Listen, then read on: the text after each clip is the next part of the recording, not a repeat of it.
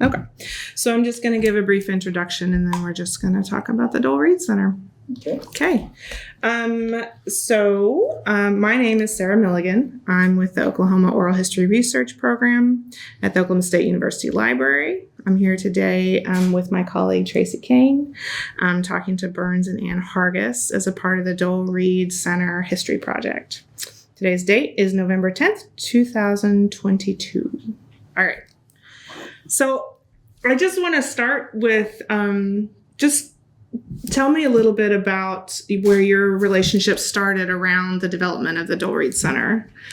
Because I know the conversation started a little bit earlier than you all were officially associated with OSU, but Sure. I'm not sure where you actually come into the picture. I will say, to me, an interesting fact is that our family had vacationed in the area for years and years. I see. And so we always went to Taos to do our grocery shopping, but the area to mushroom and hike and play golf. We were outdoors people. Oh, yeah. Ski.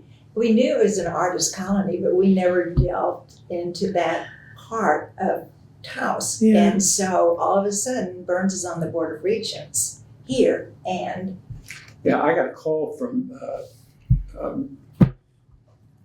Melinda Barry Fisher, whom I guess I bet is, she's the sister of my roommate in college down there, Tom. Okay.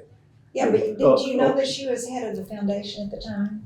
I doubt it. I probably did. But anyway, she called me and was raving about this opportunity of maybe getting the Doel Reed property. And Yeah. well, I didn't have a clue who Doel Reed was. I mean, so I literally Googled it while we were talking on the phone.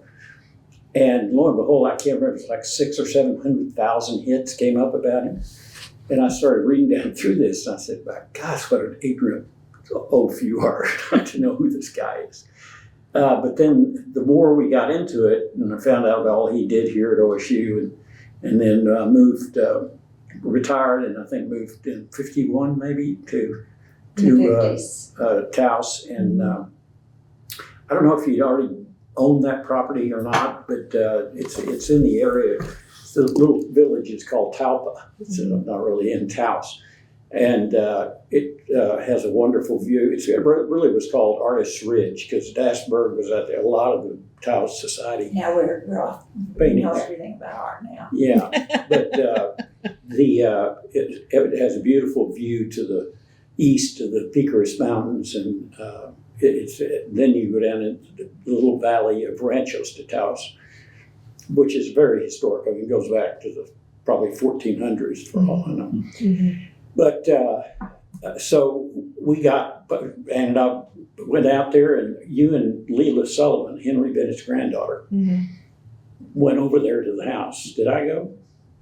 Yes, you actually were in a board of regents meeting, and we were leaving for spring vacation. So we were going to Taos, and Burns said, let's go by and see the property. And on the drive out, you said, why don't we get in touch with Leila, because our good friends Mark and Leila Sullivan have Leila Bennett Sullivan have a home in Red River, New Mexico, and they also were out there for spring break.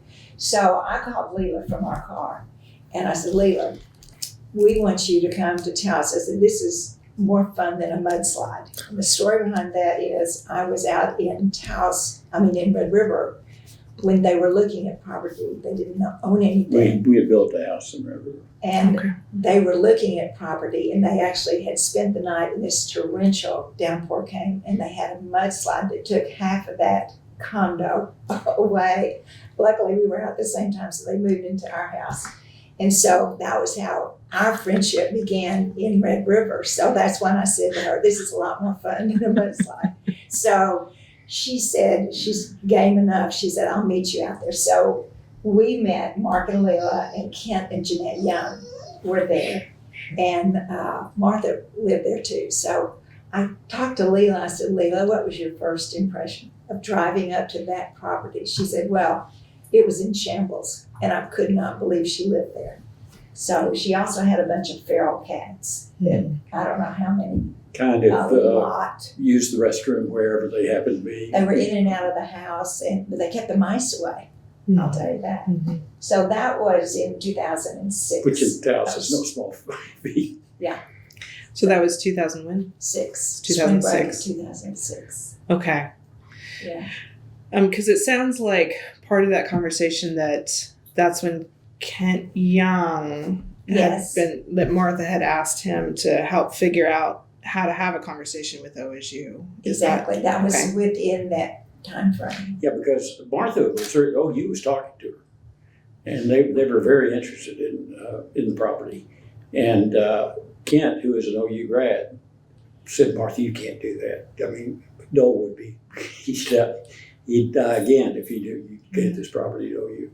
So had OU approached her, or did she have a relationship with them? I think so. I think there was some I think interest. that's in Kent's papers. Yeah, I've never talked to my law school classmate David Bourne about it to see what he knew about it, because he had a place in Santa Fe. Okay. And but anyhow, that's a bit of a mystery. But it progressed to the point where Martha needed money. Mm-hmm. She was not in great health. She had sold the Marthas of Taos, and she'd gotten that. She was the original designer of the broomstick skirt and the velvet vests and concho belts and all that. Mm-hmm. And so but she was retired from all that and was not doing well. So we finally worked out a deal. The place wasn't in terrible shape. I mean, Adobe's need lots of loving care. Mm-hmm. And it's, I'm on the board of the Taos Art Museum, and we've been offered some property at Adobe and two casitas. And I said, listen, after the Doel Reed experience, I'd run the other way as fast as I could. Because the dirt had built up on the flat roofs like that. And Yeah. The Adobe flakes off and needs to be resealed. And Yeah. I mean, they're wonderful in that they stay cool in the summer and warm in the winter. But still, the bugs live in there and Mm-hmm. Mm-hmm. the like. So we had a real chore on our hands, and that's where Nigel came in. Yeah. Well, before we get to the point of actually doing the renovations and thinking through the work, I'm curious. So part of this was that Martha needed some help. She needed some help to figure out, how to sustain where she was at for the end of her life, it sounds like. And you had eyes on the place. You all went out and looked at it. And could you tell from just looking at it that it was going to need a lot of repairs? Was it that obvious or? Definitely. Okay. Oh yeah. Definitely. Yeah. There's three properties. There's Martha's house, Mm-hmm. and then the parents had a casita Mm-hmm. with a couple of bedrooms in it and one bath. And then his studio was actually probably originally a stable, and then maybe used as a storeroom or a garage or something. And it was his studio. In fact, when we went in there the first time, his guy wore big, thick black glasses, the glasses were laying on it, and I had rotary telephone. Yeah, Harvest Gold dial phone. And 1983. Wasn't this in? I think so. He died in 1980. When we saw Yeah. it was like they just closed the door and walked away. Yeah. It was Yeah. fabulous. And we had our granddaughter with us, so she was just, keeping her hands to herself, but looking at the paper on the desk, and she noticed January the 11th, and she said, "That's my birthday." So, we had a real connect with the property and the history of it before we even Yeah. knew. We're jumping around here, but Yeah. Robert Henry was Attorney General and the federal judge and president of OCU, and has been a dear friend of ours for many, many years. And Robert, I guess we went to lunch. I was a lawyer back then. I guess we went to lunch, and he said, "I've got something I want to give you," and it was a wrap package. And Robert said he collects art, so he knows all about Doel Reed. Well, I put it in my trunk, and I don't know how long went by before Robert's wonderful Christmas party he threw every year, and had Leona Mitchell and OCU pianists in the old Heritage Hills district. And we drove up, and I remembered that thing Robert had given to Ann, actually. It was for her. And so yes, said you have to open this book. You know it. So thank you when you go. And it was a Christmas card that Doel Reed would send every Christmas. He'd do a new drawing. Yeah. And this one happened to be the north window of his studio. And the curtain is almost exactly where it was when we saw it the first time. Oh, interesting. Yeah. So, but people have collections of those Christmas cards. So I took a picture of the card itself as we went out there so I could find which window in which casita, and it was exactly the same, exactly as when we went. Yeah, and the print machine that is in his studio was built here at OSU by OSU students. When he was a faculty Yeah, here. he was on the faculty, I think, 30 some odd years. Mm-hmm. I always used to think he was our first art director, but I don't think he was. I think, but he was here a long, long time. Yeah. I think as well we're trying to establish a chronological order, and I think I'm jumping around. that's okay. It's okay. We can get back to when that was, but you were talking about her need to be taken care of till she died. And I think what we needed to do as well was get a feeling for OSU and how committed to a project like this the school would be. So we did go through a process. Leela had a reception in her home and brought Peter Sherwood, who was the dean at the time, and Sally McCorkle, who was the named director. And Leela and Burns and I set up a guest list, and it was to include people we knew from Oklahoma City, very few at the time, and people who were interested in the arts from the Oklahoma City community. And Leela recommended one person, Jim Valliant, who was very quietly supportive of everything going on. So this gathering, I think there were about 50 people who came. And just the presentation and the pictures, and there was so much enthusiasm from that. And that was in the spring of 2007. And it's like February sometime. All this was long before I even was thinking about the president's job. Right. I was still a regent. Yeah, but we were just interested in the project and to see just how far you could go with a concept like this. Mm-hmm. So in addition to that, and I don't know who has more information on this or how it happened, but there was an exhibition at the Oklahoma Hall of Fame. And, oh no, I'm jumping ahead. Zip, we'll get back to that. That was later. Yeah. So here's, I'm thinking about like there's a lot that would have happened in between 2005 when the initial question came Right. to Melinda Berry Fisher, and then you all going out in the spring and taking your first look at it and sort of reporting back, it seems like, right? Right. So between that and even getting to the point of having a director and Yeah. fundraising and things like that. So Yeah. so I'm curious about some of those conversations, right? So like when you came back, did you call Melinda Berry Fisher and say this is what it looks like and we think it's a good idea, or was there already a vision, or did Martha have a plan for what she wanted to happen?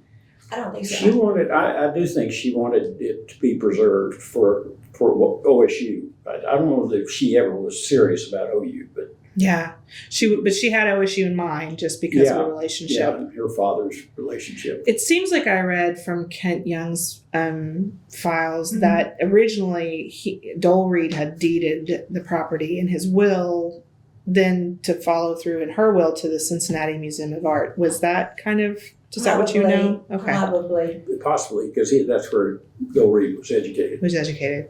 In fact, there's a picture in there of his class Oh, with their little berets on.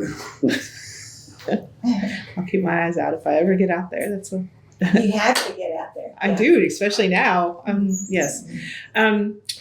So I guess there's just all these pieces of this conversation about how you moved from does OSU want this to, well, it's a neat idea, to then taking that just initial conversation to like the plan will be and flushed out enough to fundraise for it, right? Or to start that. Right. So what were those what were those discussions? We were not involved in OSU at that level. Much, okay. And so things were happening that we were not aware of. I see. So you were sort of reconnaissance and then came back and Yeah. Well, as a part of your board? I think we were pretty active in all that, trying to figure out what Martha really wanted Yeah. and what the cost was going to be, because Nigel at some point got out there and looked at it, and what would you do if you had it? Yeah. And that's still evolving. Yeah. But Ed Walkowitz was the first director, Yeah. former head of the English department, and Ed had retired and moved to Santa Fe. And so he was a huge help in kind of developing things. I can't remember how long Martha lived after we kind of made the deal. 2010, I think she died. I mean, all of this is documented. Yeah. She It was died like December 2010. Yeah, and she was such a character. One of our best experiences ever was because we'd always go out to visit her when we were in Taos, and she was just a glamour a diva. person. Just Yeah, definitely. diva was the right word. Yeah. There were a lot of strong women in Taos. Mm-hmm. Most of them from back east: Mabel Dodge Lujan, Millicent Rogers, Frida Lawrence. They were, and so she had this gathering in her little living room, probably not even this big, and I don't know how many people were in there, but this woman could channel all of these women. And it was so much fun looking around at her friends and Martha, because she was always dolled up as best she could, and watching this woman channel Mabel Dodge Lujan, who married the chief of the Pueblo, by the way. She was a Manhattan socialite. We kind of figured out that what apparently must have happened is people back east who had children who were a little just not right going down the main road, ship them to New Mexico. So The end of the line at that time, Santa Fe Railroad just stopped right there. yeah, so Head to the artist colony. very colorful, Yeah. very colorful. Yeah, I always say there's 4 cultures in Taos. You've got the Indians, you've got the Spanish, you've got the hippies, and then you've got Dallas. Those are our four cultures. But that little Talpa is a very Spanish area. I mean, the whole area is Spanish actually, but she was much beloved around there, but at some point she did die. I think Ed had started the vision of offering some kinds of credit courses out there, and then having leisure learning courses in the summertime. Mm-hmm. The facilities are not big enough for anybody but the visiting artist or visiting faculty member to stay. You can have 3 people basically can stay there at a time. And and then this Jim Valliant that Dan's talking about it, his room was in the basement of Gallagher Iba. He had no money. He was from Panama, Oklahoma. And Jim... he had gone here in the 40s. No, 50s, I think. But Jim went to Oklahoma City, and with his partner, Jim Smeltzer, Gene Smeltzer, who was an assistant basketball coach here. But they became partners, and they opened restaurants, and they had Val Jean's, which Silver Palm Room, which is where all the banquets were held, and all that, and he was just very successful, and he loved OSU, and Jim was kind of a drama guy himself, and so he kind of fell in love with this project, and so he was a big help in moving it along. So it's evolved now. I don't know what we've spent on all the renovations, but I think is one of the things that has been a problem. We started out calling it the Doel Reed Center for the Arts, and when you think about it, I mean that kind of excludes in a way a lot of the universities, business school, engineering school, and so on. And we actually dropped that because we have courses and things that don't have anything to do with the arts per se, fly fishing, for example. Mm-hmm. But in fact, Carol Motor is now the director, and Carol and I have met now with almost every dean to try to get them to encourage their faculty to propose courses. And there's a fellows program where you can go out and stay for 2 weeks and work on your own stuff, and then maybe come back and propose a course.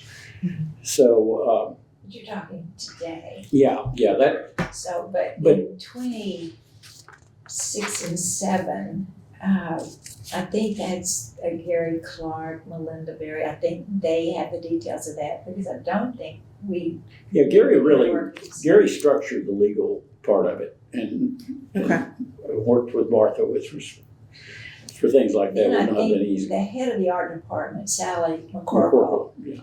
had a class of students. So it started out to be a student initiative, and I think that was the goal originally of Martha, was to continue her father's work teaching. Yeah, but that in the beginning, we had a was partnership with the Taos Art Museum.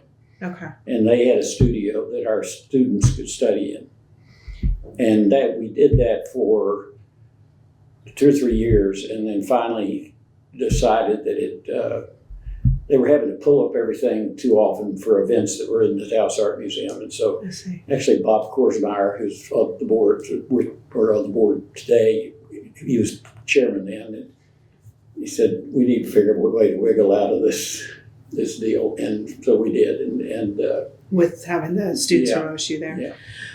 This is good, because I was trying to tease this out, just thinking through the basic information that I know, but the agreement, as I understand it, was that when Martha passed, that the physical space would then go to OSU, and that's when renovations started for that to become a classroom.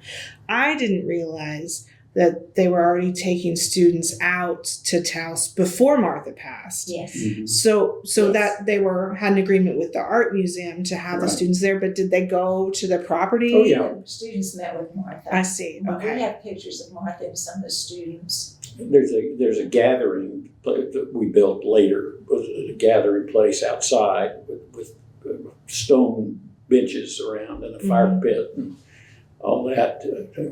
And that's the Valliant gathering place.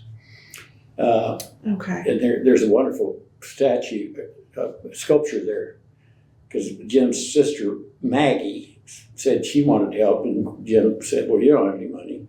And she got mad. They have Tractus Flowers in Oklahoma City, Yeah. so she knew a lot of people with money, and she went out and raised the money and built or did the sculpture. So it's Maggie's garden. Talk about strong women. That's right. Just Yeah, she fell into that. keep it going. But I don't know whether that was a pattern or not, just kind of as an aside, before the McKnight Center Yeah. was built, we also had leaders coming from around the world, but around the United States, having soirees. We didn't have a facility, but their point was, we want to show Oklahoma the quality of what will take place in the McKnight Center. So we were in homes in Tulsa, Oklahoma City, and this was years before the ground was even broken. Mm-hmm. And that tradition goes on today. We still are having the soirees, but now it's held at the McKnight Center. I see. So that pattern, it doesn't surprise me that OSU came up with the thought that we need to let people know that we can go to Taos. Mhm. And it's a study abroad type atmosphere that's very affordable. Mm-hmm. So I think just to show the university that this does suit a need, Mm-hmm. help make the project even better. SMU has a big program out there, and they were given Fort Bergman, which was one of the last cavalry forts, which is on the way to Las Vegas, New Mexico. And it was really just about 10 miles out of town, east of where Doel Reed is. And they have bedding, boarding and bedding facilities for their students they bring out there. And 1 year, maybe 2, we made a deal to let our students stay out there. But it didn't work out, because I think the SMU students kind of thought they're quite. Well, it was a long way from town too. Yeah. Transportation. Yeah, it was. A challenge. So now there's a hotel called Sagebrush Inn, which is on that end of town, and we've been using it for a long, long time. So we get a really good deal. So the students don't stay at the property, but at some point, Ed, I think, was the one who, or maybe Bob Grauman, and Ed came up with the idea of having the students that are applying for Truman and Udall and Fulbright scholarships to go out to Taos in the winter, in January, and work on their essays for those scholarships. And then they critique each other. And so there'll be 7 or 8 students out there. And so that's High levels. about the only time it's used after, October. But it was a reconstruction nightmare. Yeah, that's what I wanted to ask you. So when you actually did come into the presidential office here, you obviously got a little bit different involved in it. So tell me about that, because 2008, that was a little bit before the construction started, but She was still alive. She was still alive. So we had programs there that were called the Doel Reed Center for the Arts programs. And we would involve her as much as we could. Yeah. And so she actually came back to campus too for a class reunion of some kind. So she was still mobile and. Wasn't she there when we had the event at the Taos Art Museum? She came. And isn't that the one where Donald Rumsfeld came? Yes. He has property out there. Oh, yeah? A little background. Donald Rumsfeld was Nixon's Secretary of Interior. At some point, the Taos Pueblo had lost title to Blue Lake, which is up on the Taos Mountain. Yeah. And Nixon gave it back to him. And Rumsfeld, who he had gone to Philmont, Boy Scout camp, which was just out of Cimarron, which is not too far from Taos. So he kind of knew the area, but then ended up buying a big piece of property and basically retired there. And he died, I think, 2 years ago, 3 years ago. Yeah. Yes, I've heard lots of name drops, and even just a few interviews I've done of people who impressed. and either shown up for events or shown up for classes or knew Martha or goodness. Yeah. And we've never had connections. Julia Roberts. Julia Roberts has a place out there. There's still time. Not for Martha. Oh, yeah, that's true. That's true. Well, so in 2008, so you said that the renovation was a nightmare. Well, tell me a little bit more about that from your perspective. Well, Nigel is the guy that can really do he has in detail explained. Yeah. Pictures and plans. Yeah, it was getting it funded. Actually, I think title didn't go to the university. I think it went to the foundation.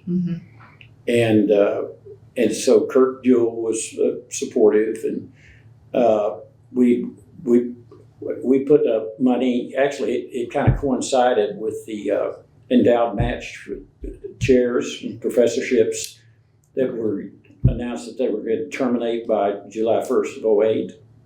We came in March of 2008. And so we gave a professorship, and that's where Boone matched the gift, and the state matched Boone's gift and the donor's gift. So our gift supported Ed and his expenses and some compensation.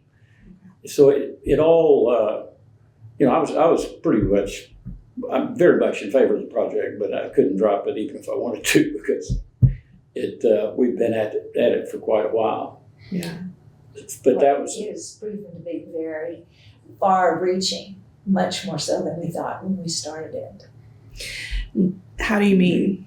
Well, just because originally it was for students, maybe students 2 weeks in the summer, and now it's grown for students in the wintertime, adults 3 times a year, and now in all the different disciplines. So it's not just the arts. It encompasses the whole university. Yeah, we've actually dropped the arts. It's now the Doel Reed Center in Taos. So, Not to the exclusion of the arts. Not to the exclusion of the arts. That was what I got a professor, I won't tell you what college, but when I announced we needed a new performing arts center, he said, what the hell does a performing arts center have to do with the land grant university? And I sent him the Moral Act, which said that they were focused on mechanical and agriculture, not to the exclusion of the cultural arts. I got highlighted that part. I'm going to remember that.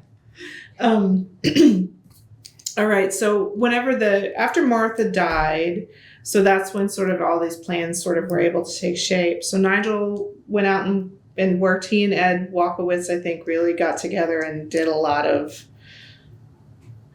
labor, some on their own, but really planning and working with architectures to build it into the center.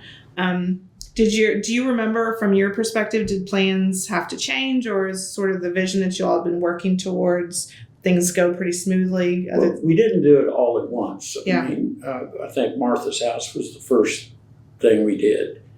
And there were structural things that needed to happen. It needed to be, there was cat urine all over the place.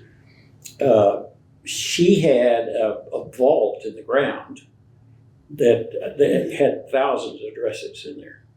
And Jim Valliant, Jim and Maggie and somebody else. Kent and Jeanette. Yeah, pulling those things out. And I guess they're here. Maybe they're in storage in Taos. Really? Yeah, we've got hands on the history project of this too. As I said, there were feral cats that kept the mice away. And when she died, another person to talk with is her vet. He's an OSU vet, Ted Shupak. Yeah. But after she died, the animals were given homes, those who needed homes. And when there were no longer cats at the property, the mice got a hold of a lot of the artifacts. So it was very important that we preserve everything we could. Yeah. So then- we're still Then we started on the parents' house, and we actually added a bedroom and a bath. Just the bath. the bath. Bath. Yeah. I think actually you could have three or Well, three beds. It depends on what you call the porch. Yeah. Right as you walk in the door, it's very, very small. And Rick and Larry Cooper gave like $500,000 for that. It was amazing the money that we were able to raise for it. And I don't think they've ever been out there. Oh, they have been out there. Oh, have they? Yeah, they came out for the dedication. And then we've since built I think they call it a ramada. It's kind of just an open roofed, which was really good because the Alumni Association has this traveling cowboys, and they came to Taos. There were probably 30 or 40 of them. Easily. And the skies just opened up. It just poured down rain. We were huddled up like a bunch of cattle under a tree. The rain didn't just come this way, it went that way. Yeah.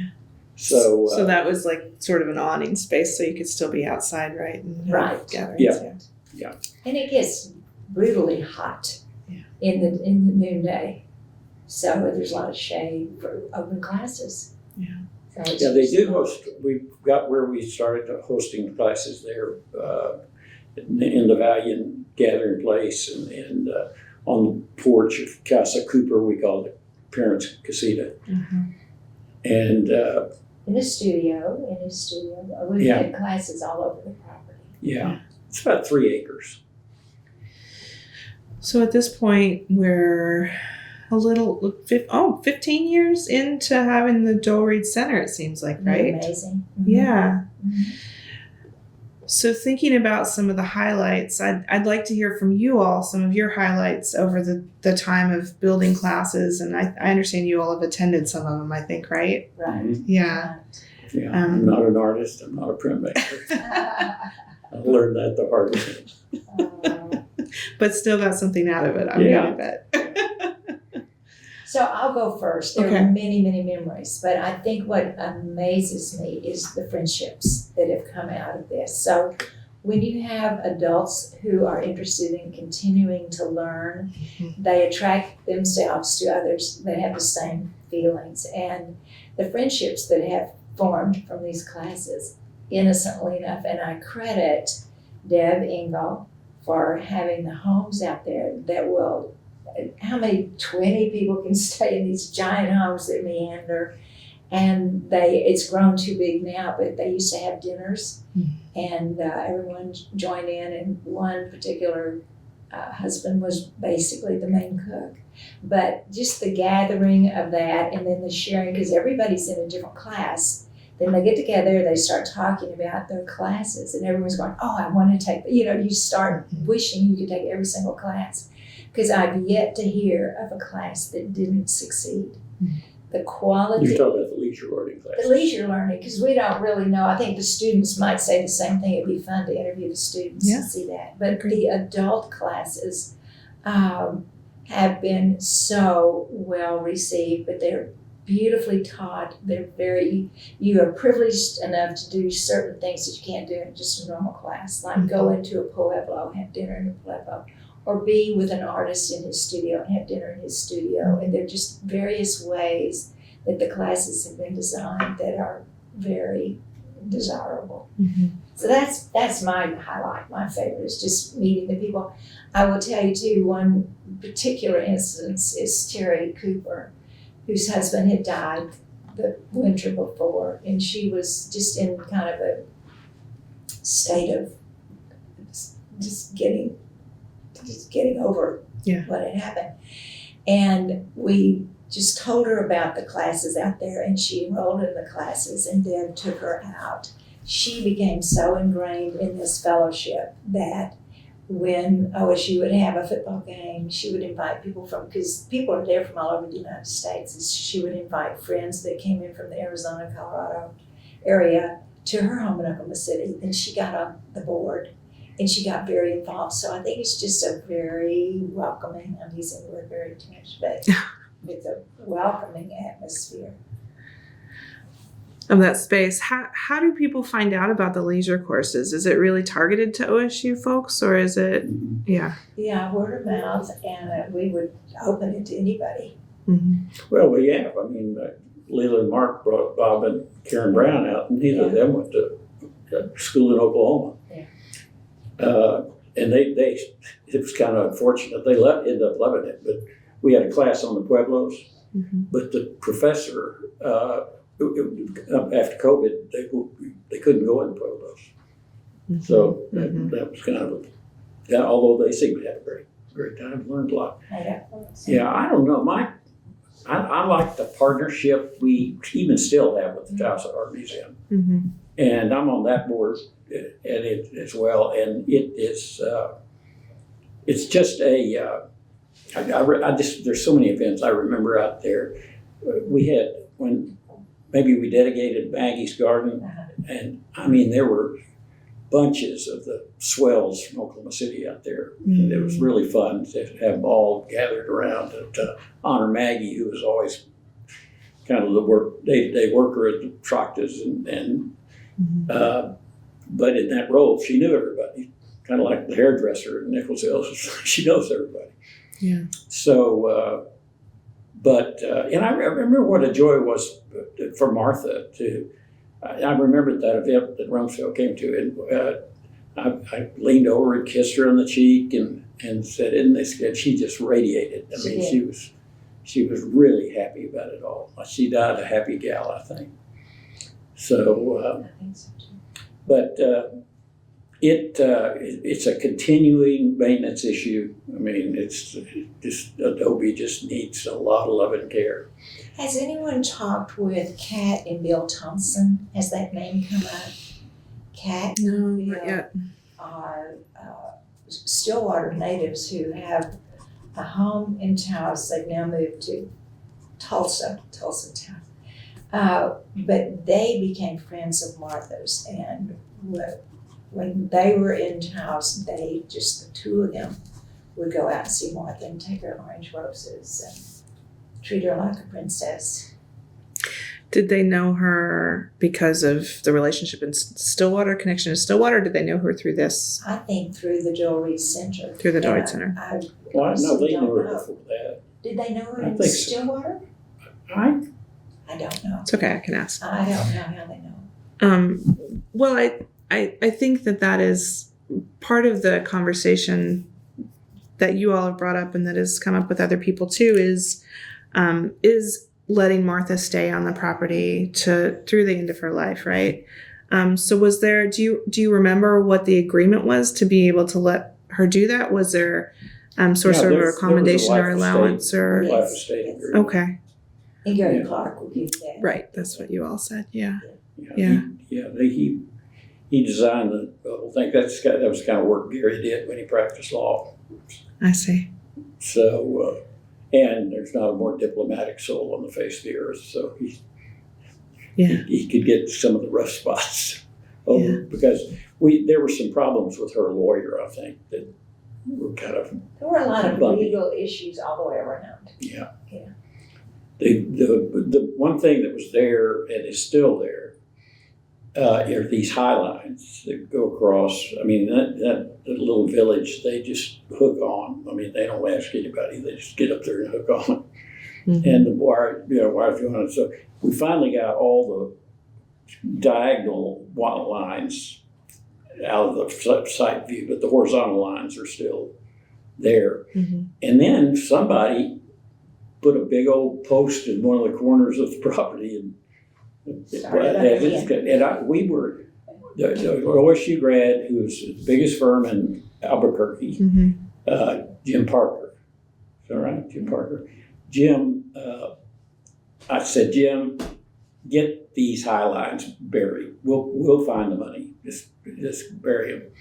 Well, you got the cellular company, you got the phone company, you got the TV, you got all these different people you got to negotiate. Poor Jim, I don't know if that's what drove him to his death, but he finally died during the whole thing. And now Mick, or the lawyer in Tulsa, it's his baby. And that's a continued annoyance to me. Well, it's still in the works.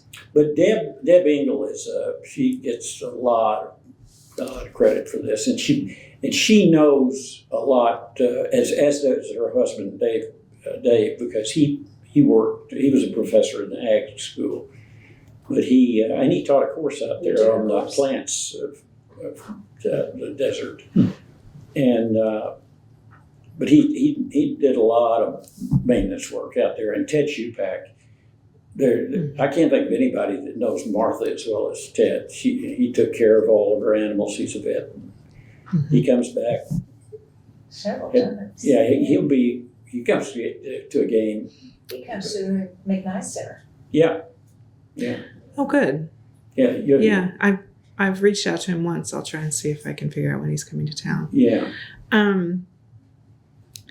So you mentioned that the property itself, because of the adobe and just because of the nature of that, it's going to require continuous care.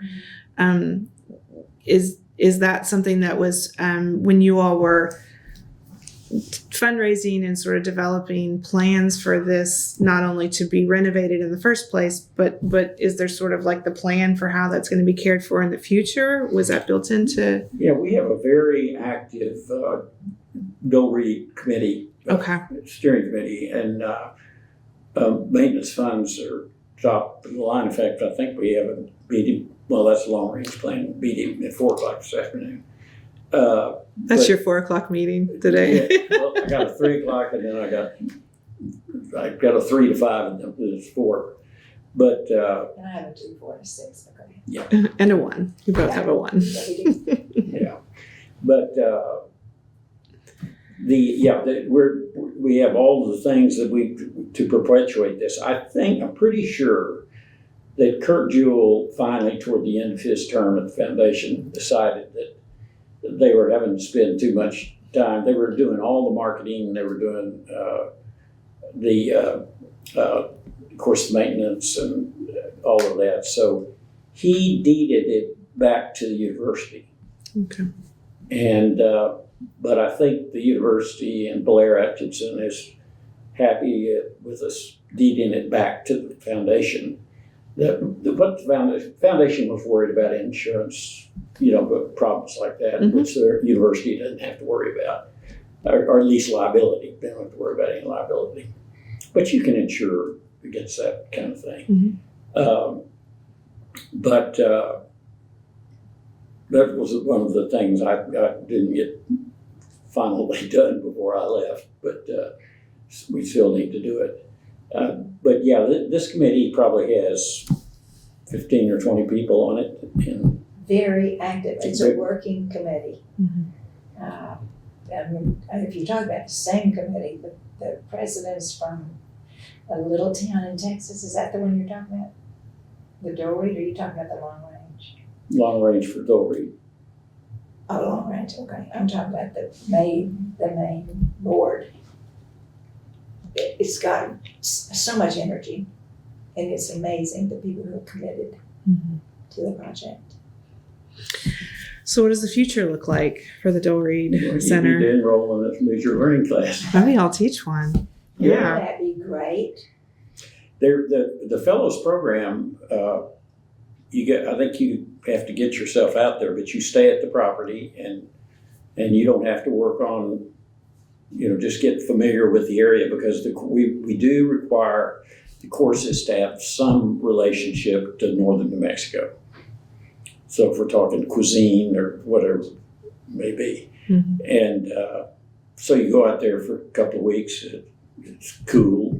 You don't have the heat of the Oklahoma heat of the summer, and it's and you could just think of what would be a good course. And of course, the literary background of northern New Mexico is pretty rich and somewhat. If you take D.H. Lawrence, who wrote later Chatterley Slover, he was there for a while.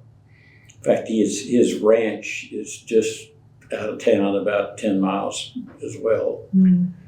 And, he was exiled from England for these salacious paintings that he did.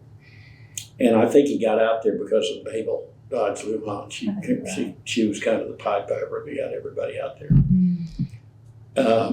But just the history of that area is really fascinating. How did you all start going out there? My parents, my dad and I decided we'd build a house in Red River, because it was kind of the closest place to do. They lived in Houston and we lived in Oklahoma City, and that seemed like a good. And our children were 2 and 4. Yeah, and it's the perfect place for little kids. I mean, they can walk anywhere. They can walk over and ski. Everybody in town knows them. They know everybody in town. It's really kind of free on the Texas West. Mm-hmm. Although there is a whole area there called Little Enid, and a lot of Enid people have homes out there. And so that's how we got out there. But as Ed said, to go to Walmart, to go to the grocery store, to anything like that, you have to go over to Taos. Mm-hmm. And then the kids outgrew the Red River ski area, which is pretty basic. And the playhouse. Yeah. And the shootout. Yeah, and all the cowboy and Indian stuff they do there. So we'd take them over to Taos and ski. Yeah. But driving back to Red River from Taos, you had these huge rolling hills that go through to Cuesta, and then you go into the mountains, and it's just pretty perilous late in the afternoon after you've skied all day. And so we finally decided to sell the house, and we did that, and then we started renting in Taos. At least I thought that we would then build something or buy something. Mm-hmm. And Ann was adamant that we don't need to do that. We've had 2 houses, and I don't want to have 2 houses anymore. And so we lucked onto a house that we rent in Taos and have for 20-something years. We were there for 2.5 months this summer. I see. So it's really it's just a very interesting town with a lot of very interesting people in it. Mm-hmm. And over the years now, of course, made lots of friends. And it's got a golf course, and Red River didn't. Yeah. So, and you're half an hour closer to Santa Fe if you want to go down there. So I wish there's more we could provide on the Doel Reed Center, but now they're doing curricular courses, credit courses, co-curricular courses. In the summer, they do actually one in the last 2 weeks of May, and then so Yeah. people can get to their jobs. And then there's one in July, a 2-week period in July. And then leisure learning is normally at the end of toward the end of July. Mm-hmm. And then they're coming back for a fall leisure learning. Mm-hmm. So I have one more question, and I've had other people sort of like volunteer this, so I think it's a good question to ask. But if you had a vision for the Doel Reed Center that didn't involve restrictions of finances or anything else, and you could think, what could the Doel Reed Center be? What would you hope? What's the grand vision? What's the full potential here? Or are we living it? Maybe that's it. I think we could just do a lot more during the year and summer. You know, I know it sounds crazy, but I mean, spring break would be real nice out there. You could ski at that time and have a short course. Or I think the way Carol described it is you'll do a little work before you get there, and then you'll do you'll go there and do some work and but also have some fun, and then you finish the course when you come back to campus. Now, a lot of people may not think giving up spring break for that is a good deal, but if you're picking up, a couple of hours credit. Mm-hmm. I will add to that. I think Taos is an acquired taste. And I think we have numerous friends who are not comfortable. It's either too casual or too many hippies or too... It's the tattoo capital of the world. It is an acquired taste. And there is... You'll have a trailer house next to a big, beautiful home. It's just... And when you see beyond that, I guess that would be my dream, is that those that we have experienced that have been uncomfortable in Taos, I'll put that as politely as I can, will see the beauty that we have seen. Mm. But it took me years, because when we first drove through Taos, I think I would see chickens in the front yard, I would see pickups on blocks, I would think, what is the beauty? Why do people talk about this being such a beautiful place? Until one time I saw the sunset, watched the sunset against the mountains, and I think, They turn pink. they do. They do. And I just wish everybody could experience that beauty, and I don't know how that would be a dream of mine. Show. My Sarah. screensaver. Yeah.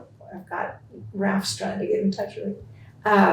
That was just this summer, and because there was so much rain, this yellow flower bloomed profusely. It was like Called crown fields, beards. Oh yeah, that's beautiful. fields and fields of flowers, and it's just, even the people in Taos had never seen that before. So it is a beautiful place, but you've got to get there. You have to be ready. It's a lot like yoga to me. I mean, yoga is an acquired taste too. That's one of the unique things about the Doel Reed property is that the adobe's pink. Mm. Painted pink. I don't know about another pink adobe. Well, there's a restaurant. There's in Santa Fe, In Santa Fe. pink adobe, but it's a. But the landscaping doesn't do much for you because it's just so much water. Mm-hmm. I think that may be another reason why we are comfortable, because we are just as comfortable in our khakis and tennis shoes and, brush your teeth and go, wear no makeup, just be real. And that appeals to us. Mm-hmm. So there are people who love Aspen because it's so gorgeous and everybody's gorgeous, and that's their taste. Mm-hmm. And we love to visit You talk about Aspen. it, yeah. I love to Like visit Aspen, it. But we would drive into from Red River. We come in from the north, Mm-hmm. and it's just sage. Just as far as you can see is sage, and then the mountains go up there on the east side, and the gorge is on the west side. Mm-hmm. And the Gorge Bridge is a epic sight. But we used to have been big homes out in that sage, and we just who would want to live out in that? Because we were right in the mountains. And the home we rented for the last 23 years, it's right in that sage, and it's 6 acres and it's 360-degree views, and we love it. It's like an ocean. In fact, drop another name, Lauren Hutton, the model with the gap tooth. Mm-hmm. She took our course, one of our leisure learning courses, Mm-hmm. and she lives on the west side of the gorge. And I mean, it's the middle of nowhere. I mean, although there are some pretty important people that live out there, mostly from New York.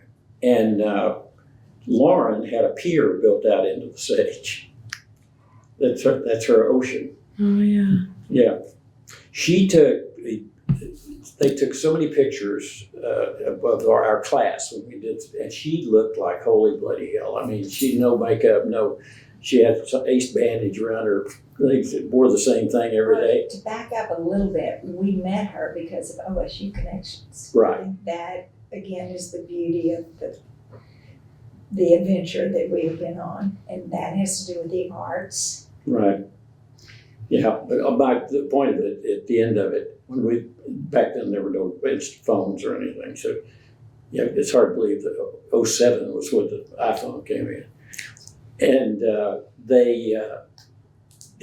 but when I looked at the pictures when I got it back, she's gorgeous. I mean, she just has that ability. She's the most photogenic person, I guess. But, yeah, Bill Golston, who flunked out engineering here and got an art degree. J.J. McVickers encouraged him to get an art degree. Then he got a master's in Minnesota and went to New York and went to work for an outfit called United Limited Art Editions, which did all the fine prints for Rauschenberg and Rosenquist and Jasper Johns and Andy Warhol and all of them. And then he ended up owning it. Well, one of his best friends is a guy named Bill Katz, who does theater sets in New York. Mm-hmm. He has a home out there. And so we went to dinner at Bill Katz's home. And he said, I hope you don't mind, but I asked a neighbor to join us tonight. And you may have heard of her, Lauren Hutton. And, yeah. That's how you all, is that why she took the course? Exactly. She was wanting to write her biography, her autobiography. And just because the course was on writings in New Mexico. So that's why she did it. Interesting. See, you don't want to spend much time with retired people you never get through. There's no through. There's no through. Well, so I guess this is it too, like the thinking about all the growth. I mean, and I think you all have done a good job talking about, sort of like how it has grown into what it is, which is all these courses and the different types of courses and the different audiences. But back to this idea of what's next, like, what is the benefit? What is the pitch that either from the board or from you all on the relevance of the Doel Reed Center moving forward? Like, how does OSU benefit from it? What do we gain and where do we want to go? Well, that's kind of where we are right now. Is we really have met, as I said, with every dean except Dean Garbett because he's been gone. About the Doel Reed, what it is, what the programs are, what the resources are. Mm-hmm. So, for example, for students, it's about this year, I think, $1,950 for 2 weeks. But we have $2,100 scholarships. So it's not too much of an impediment. Mm-hmm. And but we want more courses. What happens is a professor proposes a course that has some tangential, like, for example, hospitality management down in business, where it should be 12 years to get done, they could do one on New Mexico cuisine. Mm-hmm. So out of business, education, there's all kinds of things you could think of there, engineering, environmental, construction management. Take a look at that Doel Reed Center, you go to work. But just get it much more universal at the university rather than just the arts or just whatever we come up with that we want to teach a course in. And then you got to find the professor to do it, and the professor gets a stipend. And during the leisure learning, I don't think the professors all stay, because only three could stay. You're right. And we have this year we have, I think, 9 courses this summer. Yeah. So There's also an outreach, and I wish I knew more about it to talk about it, but it's Carol Motor. Yeah. Okay. I will. Yeah. So there again, it's the whole land grant mission of educating your community and helping your community do research. So I'm very proud. I think that sets us apart from the SMU program because we are very involved in the community of Taos as well. So as far as future plans, I think, again, not to save the world, but the more we can do to partner with the town and the various cultures that are there. Yeah, Carol can tell you about it's TISA, it's Taos. It's an arts program for young children, and that's been very well received in the city. So broadening out to not just OSU courses, but also using OSU skills and experience to do educational courses within the Taos community. Yeah, professional development courses. Development courses. If you're in accounting or architecture or something, you have these professional, which could be conducted out there. Yeah. Well, I hear this over and over, and I think this is also an important part of what you all are talking about is that having some place that maybe students who have never left Oklahoma or who have never left Oklahoma or this sort of general region to have a place they can go to that's not the same level of everything as like an international exchange, but having a place that they can go to that's supported, because I think that you all have a lot of support that for students who maybe couldn't get there, they don't have $1,900 or right. To be able to have that space to get people to just see a different part of the world. Yeah. Even if it's within driving distance, right? It's a culture shock. Yeah. For sure. Yeah, it's one of the more unique, when we travel abroad, we love to go to grocery stores and hardware stores and stuff like that. And you go to the grocery store in Taos and it's a show. There's actually two big ones. Sure. Yeah. So, you can't believe what people wear. I used to read the bulletin board in their... three, I forgot. Yeah, the bulletin board of things that are for sale or services needed. It is another world, just that alone. Well, it's interesting to think about the comparison between, you talking about being out there and not necessarily having to do much more than brush your teeth and put your shoes on. But then there's the stories about Martha not being able to leave the house unless she spends 2 hours. And that is truly the scope of what that's the yin and the yang. And I think that's what we love about it. Yeah. It's just never the same way twice. Yeah. Okay, You gotta go, I know. Is there anything else that you all wanted to talk about that we didn't get to talk about? Not that I know. Let me see because I did have notes. I wanted to mention that Oklahoma Hall of Fame because I thought that was a really unique way. The cats. With the Hall of Fame, the gathering to try and exhibition we had of Doel Reed art to educate. I don't even know how it came about, but you talking about the exhibition at the Taos Art Museum? No, at the Oklahoma Hall of Fame on 13th and Classen or whatever. Because the reason I knew I was jumping ahead of myself is because we lent our card, the Christmas card, to that exhibition. So that was part of the planning process for being able to get support and create the relevancy for the Doel Reed Center, right? Correct. Okay. So that really happened after you were named president, but before you were president. Yeah, but we just had at the Taos Art Museum, a Doel Reed exhibit. For sure. Yeah. It was there from a lot of his stuff was pretty risque. Doel, yeah. He started to get there. Aqua Tint. He did a lot of nude series, I think, right? Yeah, he did. Not the same thing, but back on name dropping. We were out at Bill Katz's, and there was the most gorgeous black man I've ever seen in my life. He was perfect in every possible way. And I knew he was from New York, and but I never figured it out. His name was Bill T. Jones.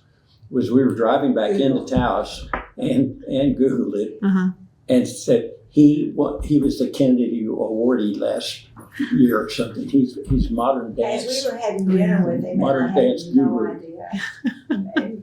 Who's this guy? Okay, have you got the Oh, it's still going, but I can turn it off in a second. You can So turn it yeah. off. You can turn We it off can because do it. then I'm going to tell you. Got it. Is there anything else we need to do before I turn it off? I don't think so. Okay.